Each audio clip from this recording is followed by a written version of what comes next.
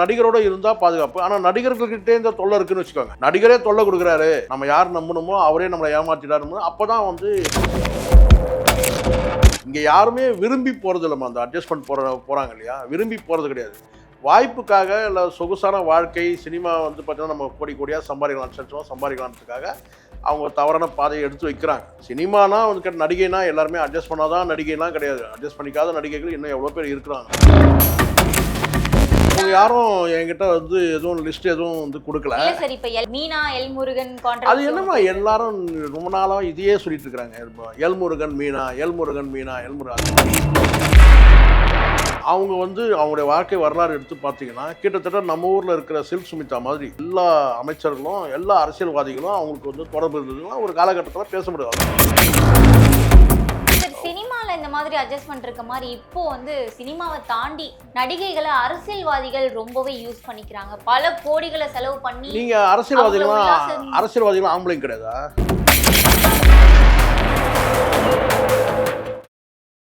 சென்னை சில்க்ஸின் ஆஹா ஓஹோ ஆடி சேல் 50% வரை தள்ளுபடி.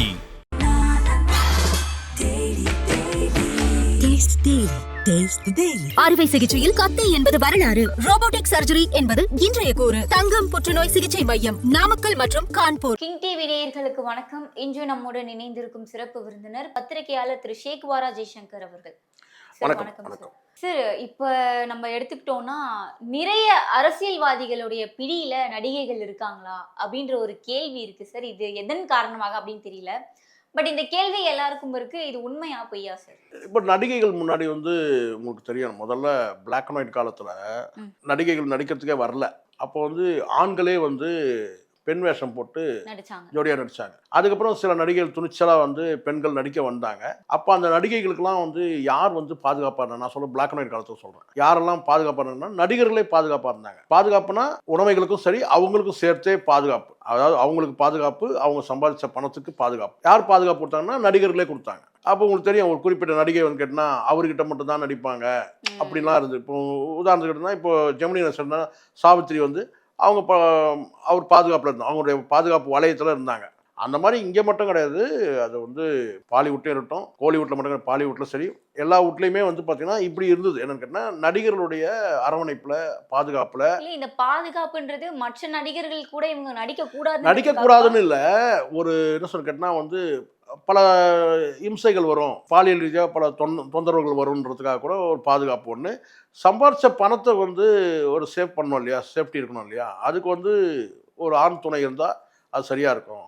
இல்லைன்னா மற்றவங்க எல்லாமே கொஞ்சம் ஏமாந்தா, இப்போ சினிமா வட்டாரத்தில் அப்படி தான், இவங்க கொஞ்சம் ஏமாந்தாங்கன்னா யார் இவங்களை நம்புகிறாங்களோ, அது குடும்பத்தில் இருக்கிறவங்களே நான் சொல்கிறேன், அது பெற்றோர்களே கூட பெற்றோர்களால் ஏமாற்றப்பட்ட பல நடிகைகள் இருக்காங்க. அதனால் இருக்குன்னா அவங்க நம்ப தகுந்த ஒரு நபராக இருப்பாங்க அப்படின்னு சொல்லிட்டு அவங்க லவ் பண்ணுறவங்களாவும் இருப்பாங்க. இப்போ சாவித்திரிக்கு ஜெமினி கணேசனுக்கு அப்படி தான ஒரு பாண்டிங் தான் இருந்தது. ஸோ இந்த மாதிரி வந்து பல நடிகர்கள் வந்து ஒரு ஆண் துணையாக இந்த பல விஷயங்களுக்கு வந்து சிவாஜி கிட்ட வந்து ஆலோசனை கேட்பாங்களாம். யார்?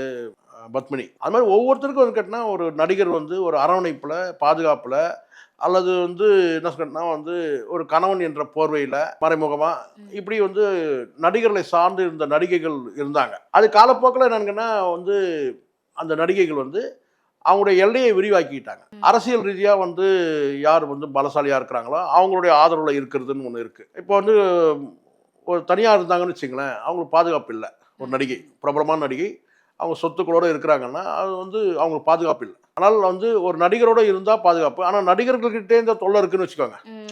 நடிகரே தொல்லை கொடுக்குறாரு, நம்ம யார் நம்பணுமோ அவரே நம்மளை ஏமாத்திட்டாரு. அப்போதான் வந்து அரசியல் அந்த நட்பு அல்லது தொடர்பு அப்படி போயிடுறாங்க. இப்போ உங்களுக்கு ஸ்ரீவித்யா கூட உங்களுக்கு தெரியும் நினைக்கிறேன். அவங்க வந்து டிவோர்ஸ் ஆகிட்டு அதுக்கப்புறம் வந்து உங்களுக்கு தெரியும் வந்து வேறு வாழ்க்கை இல்லாமல் போயிடுச்சு அவங்களுக்கு. கடைசி காலம் வந்து பார்த்தீங்கன்னா அவங்களுடைய சொத்துக்கள்லாம் வந்து கேட்டால் கேரளாவில் இருக்கிற ஒரு முன்னாள் அமைச்சர், சட்டமன்ற உறுப்பினர், அவருடைய அரவணைப்பில் தான் கடைசி காலம் இறக்கும்போது கடைசி காலம் அவருடைய அரவணைப்பில் தான் இருந்தாங்க. அரவணைப்புனா என்ன? பாதுகாப்பில் இருந்தாங்க. இது மாதிரி பல நடிகைகள் வந்து ஒரு பாதுகாப்புக்காக ஆண்களாக இருக்கிறவங்க, அவங்க வந்து ஆண்கள் வந்து யாராக இருந்தால் என்ன, நடிகராக இருந்தால் என்ன, அரசியல்வாதியாக இருந்தால் என்ன, தொழிலதிபராக இருந்தால் என்ன, அவங்க மொத்தம் நம்பிக்கைக்குரிய ஒரு ஆண் துணை வேணும். அவங்க வந்து ஒரு பக்கம் வந்து இவங்களுடைய லைஃப் ஸ்டைல்ன்றாங்க இல்லையா, இவங்களுடைய லைஃப் ஸ்டைல்னா சினிமாவுக்கு ஏற்ற இந்த லைஃப் ஸ்டைலுக்கு வந்து அவங்க அட்ஜஸ்ட் பண்ணிக்கிறவனா இருக்கணும். அப்படிப்பட்டவரை வந்து கணவராக கூட இவங்க ஏற்றுக்கிறாங்க. பல நடிகர்கள் வந்து முன்னாள் நடிகர்கள் அல்லது முன்னாள் இயக்குனர்கள் வந்து பல நடிகைகளுக்கு வந்து கணவராக வேலை செஞ்சுட்டு இருக்கிறாங்க. கணவரா வேலை செய்யறாங்க. ஆமாம், கணவராக வேலை செஞ்சுட்டு இருக்காங்க. கணவராக வாழலை, கணவராக வேலை செஞ்சுட்டு இருக்காங்க. அதுக்கு காரணம் கேட்டிங்கன்னா அவங்களுடைய லைஃப் ஸ்டைலுக்கு ஏற்ற மாதிரி இவங்க வந்து அவங்க சப்போர்ட்டாக இருந்துக்கிட்டு அவங்களுடைய மற்ற வேலைகள் வந்து வங்கி வேலையாக இருக்கட்டும், வீட்டை பராமரிக்கிறதா இருக்கட்டும், இல்லை இந்த மாதிரி பல வேலைகளை செஞ்சுக்கிட்டு ஒரு கணவர் மாதிரி இருக்கிறாங்க. அதனால தான் கணவராக வேலை செய்கிறாங்கன்னு சொல்கிறது அதுதான். இங்கே வந்து அவங்ககிட்ட பல உரிமைகள். ஒரு நடிகைக்கு கணவரா இருக்கிறது சாதாரண விஷயம் இல்லை அப்படின்ற மாதிரி தெரியுதே சார். அப்படிதான் வந்து இங்கே ஏன்னா அவங்க வந்து அவங்களுடைய லைஃப் ஸ்டைல்னு ஒன்று இருக்குல்ல. அது என்ன லைஃப் ஸ்டைல்ஸ்? அவங்க வந்து பல சினிமாவில் போகிறாங்க, இரவு நேரம் வந்து தங்கக்கூடியதாக இருக்கலாம், இல்லை இந்த அட்ஜஸ்ட்மெண்ட்டுன்னு சொல்கிறாங்கல்ல ஒரு வார்த்தை, அங்கே பல நடிகர்களோட அட்ஜஸ்ட்மெண்ட் கேட்கும்போது பார்த்தீங்கன்னா இவங்க அட்ஜஸ்ட் பண்ணிக்கிறவங்களா இருப்பாங்க. அதை வந்து பார்த்தீங்கன்னா வந்து கணவன் வந்து அட்ஜஸ்ட் பண்ணிக்கிறோம், இவங்க அட்ஜஸ்ட்மெண்ட் பண்ணுறத அவன் அட்ஜஸ்ட் பண்ணிக்கிறவனா இருக்கணும். யார்? ஒரு நடிகை அட்ஜஸ்ட் பண்ணிக்கிறத வந்து கணவனாக வேலை செய்யக்கூடிய அந்த நபர் வந்து அட்ஜஸ்ட் பண்ணிக்கிறவனா இருக்கணும். அப்போ தான் வந்து ஸ்மூத்தாக போகும். இல்லை அவன் வந்து என் பொண்டாட்டி எனக்கு மட்டும் தான் சொந்தம்னு சொன்னான்னு வச்சுக்கோங்களேன், இவங்களுடைய சினிமா கெரியர் வந்து அஃபெக்ட் ஆகும். இப்படி பல நடிகர்கள் வந்து இருக்கிறாங்க. நடிகர் மட்டும் இல்லை, நடிகைகளுடைய கணவர்கள் இது அட்ஜஸ்ட் பண்ணிட்டு கண்ணு காணாமல் போகிறவங்களாம் இருக்கிறாங்க. சினிமாவில் நிறைய இருக்குது அந்த மாதிரி. சகிச்சுட்டு வாழ்ந்துட்டு சகிச்சுக்கிட்டுன்னு இல்லை, சகிச்சு என்ன இப்போ அவங்க மட்டும் கேட்டால் சினிமா வாய்ப்பு இல்லை, சொகுசான வாழ்க்கை வாழறாங்கல்ல. எதனால? இந்த நடிகை கல்யாணம் பண்ணதுனால தான் சொகுசான வாழ்க்கை இருக்குது. அப்போ அந்த சொகுசான வாழ்க்கை கிடைக்கும் போது இதை கொஞ்சம் கண்ணு காணாம அட்ஜஸ்ட் பண்ணிக்க வேண்டியதுதான். சரி, இந்த சினிமா நடிகைகளை பொறுத்த வரைக்கும் இன்னொரு விஷயம் கூட இருக்கு. என்னன்னா ஒரு நடிகர் ஒரு நடிகையை பயன்படுத்தியதுக்கு பிறகு மற்றொரு நடிகருக்கு அவங்க இந்த நடிகையை ரெக்கமெண்ட் பண்ணப்படுறாங்க அப்படின்ற ஒரு கேள்வி. இது சினிமா வட்டாரத்தில் ரொம்ப சகஜமான விஷயம், சாதாரணமான. ஆமா. இப்போ எப்படி சொல்றாங்கல்ல, இப்போ போதைன்றது பெரிய விஷயமா பேசப்படுது. எல்லா நடிகரும் என்ன சொல்றாங்க பாருங்க. அமீர் கூட சொன்னாரு கொஞ்ச நாள் முன்னாடி, அதெல்லாம் ஒரு பெரிய விஷயம் இல்லைங்க. சரி, இந்த போதை மாதிரி சினிமா உருவாகும் போதே இந்த அட்ஜஸ்ட்மெண்ட் வந்த மாதிரி நீங்க இப்ப சொல்லியிருந்தோம், நம்ம ஒரு ஆக்டர் வந்து ஒரு ஆக்ட்ரஸை யூஸ் பண்ணியிருந்தாங்கன்னா அவங்க அப்படியே ரெக்கமெண்ட் செய்யப்படுறாங்க அப்படின்ட்டு. இந்த மாதிரி மாறும்போது ரெக்கமெண்ட் பண்ணும்போது அவங்களுக்கு பட வாய்ப்புகள் கிடைக்குது, அதனால அவங்களும் அதை ஏத்துக்கிட்டு போயிடுறாங்க அப்படின்ற ஒரு கேள்வி இல்லை. இப்போ வந்து காலம் கொஞ்சம் மாறிட்டு இருக்கு. இப்போ ஹெல்த் வைஸாக வந்து அவேர்னஸ் வந்துருக்கு. பல நடிகைகள் வந்து இந்த மாதிரியான ரெக்கமெண்டேஷன் இப்படிலாம் பண்ணால் அதை அவாய்ட் பண்ணக்கூடிய நடிகைகள் வந்துட்டாங்க இப்போ மெல்ல மெல்ல. ஏன்னா வந்து இது வந்து முழுக்க ஹெல்த் விஷயம் சம்மந்தப்பட்ட விஷயம் தானே. அதனால் பல ஆண்களோட வந்து அட்ஜஸ்ட்மெண்ட் பண்ணும்போது அவங்களுக்கு வந்து குறிப்பிட்ட காலத்துக்கு பிறகு பட வாய்ப்பே இல்லைன்னா கூட அந்த முழு நேரமாக அதை செய்யக்கூடிய சூழல் ஆகிடுது அவங்களுக்கு. இப்போ கொஞ்சம் அவேர்னஸ் வந்திருக்கு. பல நடிகைகள் மறுக்கிறதுலாம் அவங்களுக்கு தெரியுமே. இப்போ வெளிப்படையாக பேசுகிறாங்களே, நடிகை கூப்பிட்டா படுக்க கூப்பிட்றான்னு சொல்லி மேடையிலே பேசுறதெல்லாம் நம்ம பார்த்துருக்கோம். அதனால் மறுக்கிற இடத்துல இவங்க வந்துட்டாங்கன்னா கேட்குற இடத்துல வந்து அவங்க வந்து நின்றுவாங்க, கேட்க மாட்டாங்க. ஐயோ இதை கூப்பிட்டாலே பிரச்சனை ஆகிடும் அப்படின்போது அவங்க வந்து அலர்ட்டாக இருப்பாங்க. நான் சொல்கிறது உமனைசர் சொல்கிறேன். அட்ஜஸ்ட்மெண்ட் பண்ணுறதுக்கு நீங்கள் தயாராக இருக்கிறீங்கன்னு தெரிஞ்சிச்சுன்னா அது வந்து பார்த்தீங்கன்னா வந்து இங்கே யாருமே விரும்பி போகிறது இல்லைம்மா. அந்த அட்ஜஸ்ட்மெண்ட் போகிறாங்க இல்லையா, விரும்பி போகிறது கிடையாது. வாய்ப்புக்காக இல்லை சொகுசான வாழ்க்கை சினிமா வந்து பார்த்தீங்கன்னா நம்ம கோடியாக சம்பாதிக்கலாம், லட்சமாக சம்பாதிக்கலான்றதுக்காக அவங்க தவறான பாதையை எடுத்து வைக்கிறாங்க. சினிமானா வந்து நடிகைனா எல்லாருமே அட்ஜஸ்ட் பண்ணாதான் நடிகைலாம் கிடையாது. அட்ஜஸ்ட் பண்ணிக்காத நடிகைகள் இன்னும் எவ்வளோ பேர் இருக்கிறாங்க சினிமா இப்போ இந்த காலகட்டத்தில் இருக்கிறாங்க. திறமைக்கு வந்து வாய்ப்பு கொடுக்குற வந்து அந்த ஏரியாவுக்குள்ள நம்ம போயிடணும். சரி, சினிமால இந்த மாதிரி அட்ஜஸ்ட்மெண்ட் இருக்க மாதிரி இப்போ வந்து சினிமாவை தாண்டி நடிகைகளை அரசியல்வாதிகள் ரொம்பவே யூஸ் பண்ணிக்கிறாங்க. பல கோடிகளை செலவு பண்ணி. நீங்க அரசியல்வாதிகளும் ஆம்பளையும் கிடையாதா? அரசியல்வாதிகளும் ஆம்பளையும் கிடையாதா? அரசியலுக்கு வரும்போது கட்டினா அவருடைய வந்து அந்த ஆண் தன்மையெல்லாம் அப்படியே மறைஞ்சு அப்படியே ஒடுங்கி காணாம போயிடும். பல கோடிகள் செலவு பண்ணி ஒரு ஹீரோயின் கூட ஆம்பளைங்க பாருங்கம்மா, அரசியல்வாதியா இருக்கட்டும் அல்ல யார் வேணா இருக்கட்டும், தொழிலதிபராக இருக்கட்டும், நடிகராக இருக்கட்டும், ஆண்களில் ஒழுக்கமோடு வாழக்கூடிய ஆண்கள் இருக்கிறாங்க, ஒருவனுக்கு ஒருத்தின்னு சொல்லி வாழக்கூடிய ஆண்கள் இருக்கிறாங்க. ஆனால் இதெல்லாம் ஒரு பெரிய விஷயமே இல்லை சொல்லிட்டு பல பெண்களை அபியூஸ் பண்ணக்கூடிய ஆண்களும் இருக்கிறாங்க. எல்லா துறையிலும் இருக்கிறாங்க. அதில் அரசியல்வாதிகளும் இருக்கிறாங்க. இன்னைக்கு வந்துடல, காலங்காலமாக இருக்கிறாங்க. அரசியல்வாதிகளையும் வந்து பார்த்தீங்கன்னா எல்லாரும் காமராஜர் மாதிரி வாழ்ந்துடல, அங்கேயும் வந்து பார்த்தீங்கன்னா வந்து உமனைசர்கள் இருக்கிறாங்க, பெண் பித்தர்கள் இருக்கிறாங்க. இப்போ அரசியல் பிடியில சிக்கி இருக்க நடிகைகள் யார் அப்படின்னு உங்களுக்கு தெரியுமா? இவங்க யாரும் என்கிட்ட வந்து எதுவும் லிஸ்ட் எதுவும் வந்து கொடுக்கல. சரி, இப்போ மீனா, எல்முருகன் அது என்னமா எல்லாரும் ரொம்ப நாளாக இதையே சொல்லிட்டு இருக்கிறாங்க. எல்முருகன் மீனா, எல்முருகன் மீனா, எல்முருகன், அது என்ன அதுன்னு கேட்குறேன் நான். அது குறிப்பிட்டு ஏன் சொல்லணும்? ஏன்னா அந்த செய்தி வருது சமூக வலைதளங்கள்ல. ஒரு விஷயம் நல்லா புரிஞ்சுங்களேன், ஒருத்தர் கடந்து போகிறாங்கன்னு சொல்கிறதுனாலே நம்ம திரும்ப அதையே சொல்லிகிட்டே இருக்கக்கூடாது. நிச்சயம். நான் வந்து யாருக்கும் சப்போர்ட் பண்ணல. அது உண்மையா இருக்கலாம், இல்லாம போகலாம். அது ஏன் வந்து குறிப்பிட்டு ஒருத்தரையே வந்து சொல்லக்கூடிய மீனான்னா உங்களுக்கு வந்து அப்போ வந்து மீனா வந்து இதை ஈஸியா கடந்து போயிடுவாங்க. மீனா வந்து உங்களுக்கு ஏதோ வந்து பார்த்தீங்கன்னா வந்து இல்ல சார், அது எதிர்ப்பு உண்மை இல்லன்னா இருங்க. அவங்க அதை எதிர்த்து பேசுவாங்கல்ல சார்? எதிர்த்து அப்படி பேச இல்லம்மா. வாய்ப்புகள் பாரும்மா, இருக்கு. எதிர்ப்பு பாருங்க, எதிர்க்கணுன்ற அவசியம் அவங்களுக்கு இல்ல. அவங்க கடந்து போறாங்க. கடந்து போறதால நம்ம அதையே பேசிட்டு இருக்கக்கூடாதுன்றேன். நான் சொல்ல கடந்து புரியுதுங்களா? போறதுனால தான் சார் அதே பேசிட்டு இருக்காங்க. கடந்து போகலன்னா நீங்க அப்போ வேற நடிகை பத்தி பேசுவீங்களா நீங்க? நான் கேட்கறேன். இப்போ அவங்க எதிர்ப்பு தெரிவிங்கன்னா என்ன சொல்லணும்? அதை மறுக்கணும்னு நீங்க நினைக்கிறீங்களா? நிச்சயமா பண்ண அது வேண்டிய அது விஷயம் தானே மறுக்கணும்னு சார். அவங்க அவசியம் பாருமா. மறுத்தா நீங்க அடுத்த கட்டம் நீங்க போவீங்க. நான் என்ன சொல்றேன்னா, என்னுடைய கேள்வி அதுதான். உங்ககிட்ட நான் எல்லார்ட்டையும் கேட்கறது கேட்டனா, குறிப்பிட்டு மீனா, எல்முருகன் இதையே சொல்லிட்டு இருக்கீங்களே எதுக்காகன்னு கேட்டேன். குறிப்பிட்டு ஏன் காரணம் பண்ணலாம்? ஒரு கட்டத்தில் பேசலாம். ரைட், இந்த ஒரு விசேஷத்துக்காக இந்த புரோட்டோகால் படி வந்து அவர் வந்து எப்படி கூப்பிட்டார், எப்படி அந்த பிரதமருடைய நிகழ்ச்சிக்கு எப்படி அவங்க வந்தாங்க போனாங்க எல்லாம் பேசலாம். பட் அது பேசிட்டு நம்ம அதை வந்து விட்டோம். இப்போது அரசியல்வாதிகளே வந்து எல்முருகன் மட்டும்தான் வந்து இப்படிப்பட்டவர், நடிகையிலேயே மீனா மட்டும்தான் இப்படிப்பட்டவன்ற மாதிரி இல்ல சார், பேசக்கூடாது. அதான் இப்ப மீனா அவர்களுடைய பெயர் அடிபட்டிருக்கு. அம்மா, அந்த மாதிரி எந்த நடிகைகள் இருக்காங்களா இல்ல அப்படின்னு இல்ல கேள்விதான். நீங்கள் கேள்விப்பட்டிருப்பீங்க, மார்லின் மன்ரோன்னு சொல்லி உங்களுக்கு தெரியும், ஆமா. ஹாலிவுட்.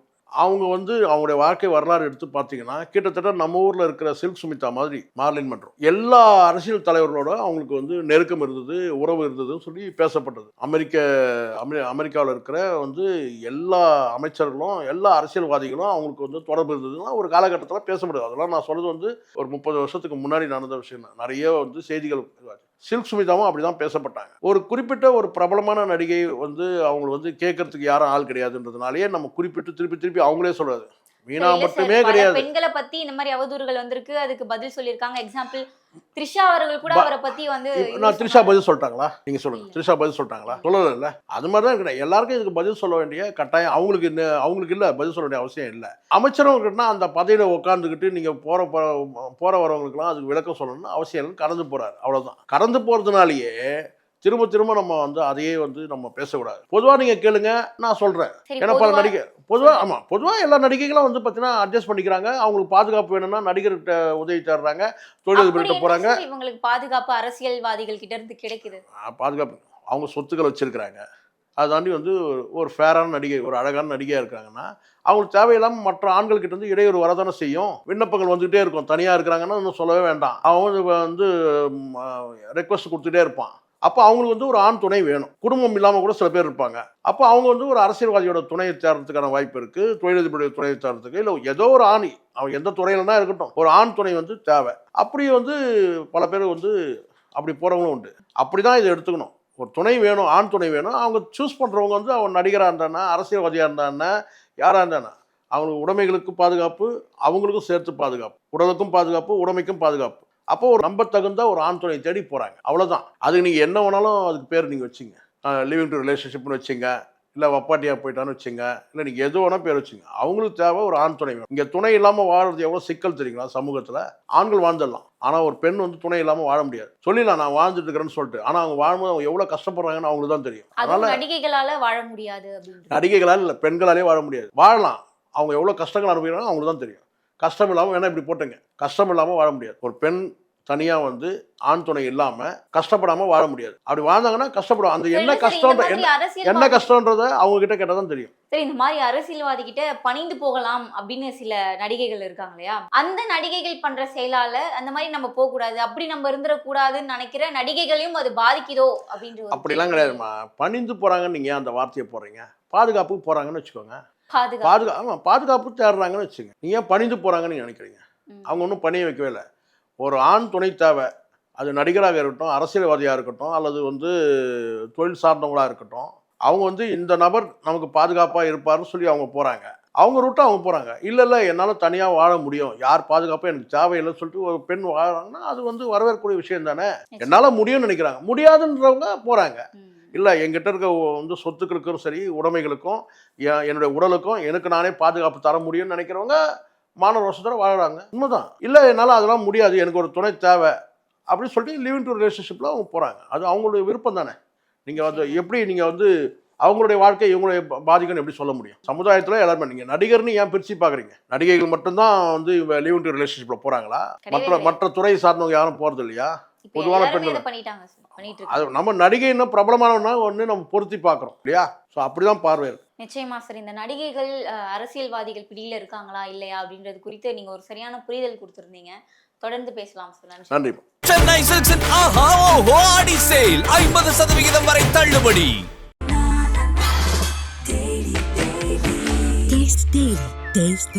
அறுவை சிகிச்சையில் கத்தை என்பது வரலாறு, ரோபோட்டிக் சர்ஜரி என்பது இன்றைய கூறு. தங்கம் புற்றுநோய் சிகிச்சை மையம், நாமக்கல் மற்றும் கான்பூர்.